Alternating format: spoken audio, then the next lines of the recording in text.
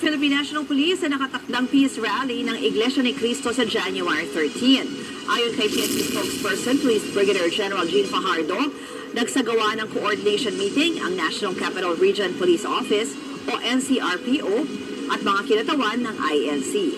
Gaganapin ang rally nationwide raw. Dito sa NCR, isasagawa ito sa Liwasang Bonifacio sa Maynila. Sa mga Freedom Park at Sports Complex naman gaganapin ang rally sa ibang rehiyon. Yung final location and oras po, this will be a simultaneous nationwide peace rally. Pwede naman na itong ituloy sa... Etong si Jean Fajardo, ano ho ito isa ho ito sa mga talagang umawalang ya, nagwalang ya sa KOJC noong kinubkub ho nila yung KOJC compound. Isa ho yan sa pinakawalang yang naging leader ng PNP. Sa bagay, no? Pagka nga namang natapalan ng kung ano-ano yung mga mata nyo, tenga nyo, kahit mali, kahit nabaluktot, talagang tutuwirin nyo. Yan hong ginawa nila doon sa KOJC compound. Napakarami hong karapatang nalabag doon sa lugar na yon.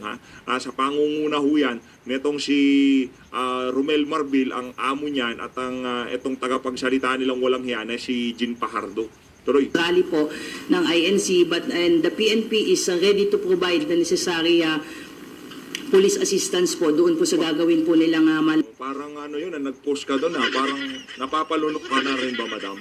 Nag-o-overtime ka na rin ba ngayon, madam? Ito mukhang ang lalim ng eyebags mo, madam.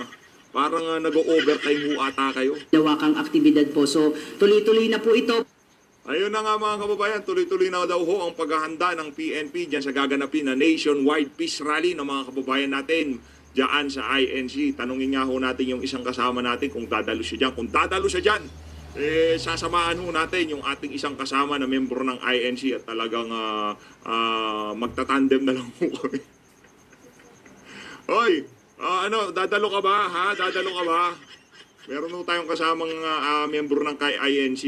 Tingnan nung natin, kausapin nung natin siya kung dadalo siya. Kung saan dadalo siya, natural, sasama na tayo sa kanya. Number 55 sa Balota, Atty. Vic Rodriguez, Congressman Rodante Marcoleta. Paikot-ikot lang ho yan para matatak sa kaisipan ng ating mga kababayan, ng ating mga kandidato sa 2025 midterm election. Ito ho,